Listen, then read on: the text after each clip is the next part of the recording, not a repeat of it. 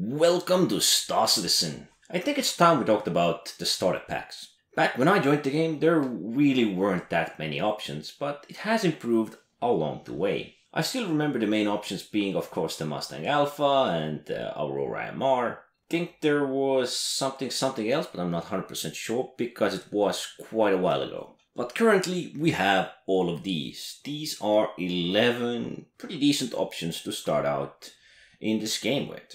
Some of them are better and some of them are worse. The cheapest ones of course are the Mustang Alpha, Aurora MR, and up from there we got the Anvil C8X and 100i. Those are the 4 cheapest ones and they're all under 80 euros. Perhaps my biggest dislike about them is the Anvil C8X. It's just pointlessly expensive for a flying box. While I kinda understand the 100i, it's a kinda luxurious ship, it does have a nice look. And of course, if a new player buys a ship, he's going with the looks. The first ship above 80 is Avenger Titan, and that is one of the best all-around ships that everyone suggests. It's got powerful weapons, it's got good interior, it's got bed, it's got everything you really need. And I'm not gonna argue against it. It's a great ship, I love it, and it's not even too expensive for how much comfort it offers. So next we have the one over 100 euros, and that is the Anvil Arrow. It's one of the top 3 fighters. It's the smallest, it's got the smallest signatures. It doesn't have the most amount of firepower, but it is pretty good to start out with if you want to be a fighter pilot, but you're gonna really be missing the interior. So the next 2 ships, the Nomad and Trey Cutlass Black, are all equally good. The main difference there is in the firepower, size, maneuverability and comfort. Theoretically you could argue that the Trey Cutlass Black is just a bigger version of the Nomad, but there are actually more differences. For example, you can maximize Nomad with just being a single person on that ship, while with the Trey Cutlass Black you actually need 2. The differences of course are that the Trey Cutlass Black is in a way a dropship, a transport ship, while the Nomad is a lone adventurer explorer ship, or at least more so than the Cutlass Black. Next we have the Hornet F7C, which is considered a medium fighter. The medium fighters don't really have a role at the moment, or at least they don't feel like they have, but this one is still quite special. It has actually a lot of different loadouts you can make. You can put 2 turrets on the ship if you wish so, or you can just put fixed weapons in their place. It's really interesting aspect, and for a while I believe it was one of the best ships out there. I believe we can describe it as low maneuvering light fighter with heavy fighter's firepower. It's actually got quite a lot of health as well, so it's pretty resilient and I don't think you can really go wrong with it.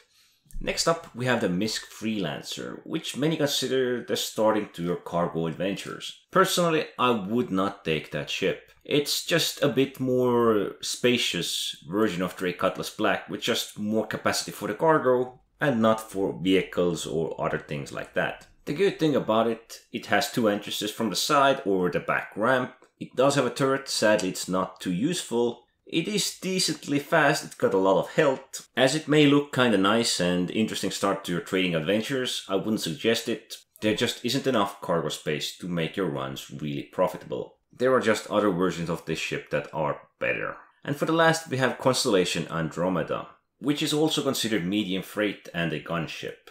Now it has got quite a bit more firepower, a lot more health, and it does have 2 turrets for your friends. It's got a heap of rockets, which you don't really need, but it's pretty great to have them. And the interior is quite luxurious and spacious. It is the biggest ship here, and it's got a snub fighter in the back. I think this ship is not needed as a starter pack because it's way too big, and it should be a separate purchase. But hey, if somebody wants to spend that money on a starter pack, sure, go straight ahead. As awesome as the ships may look, there are only some I would really purchase, and those are here. Best for me from left to right. Avenger Titan, can't go wrong with it, relatively cheap, really comfortable, really useful. Nomad, a lot of space, a lot of things to do, a lot to explore. Maybe not the best fighter, but still pretty comfortable ship to have. Anvil Arrow, pretty strong fighter, pretty agile, and a small target to hit. Trey Cutlass Black, spacious, comfortable, decent firepower. Is considered medium fighter, but also a dropship and a transport ship, so gives you many options. Whichever starter pack you buy, you can upgrade. Downgrade sadly isn't possible, but you can always sell it back and buy something new. There are some ships I would have loved to see on the starter packs, for example the Gladius, the Retaliator, perhaps one of the Vanguard ships and something from the Crusader Industries. these are the 4 ships that I consider somewhat useful to have. It doesn't mean they're all good, and it doesn't mean there aren't better ships to have, but for a starter pack, all 4 of these are pretty nice. Anyway, thanks for watching.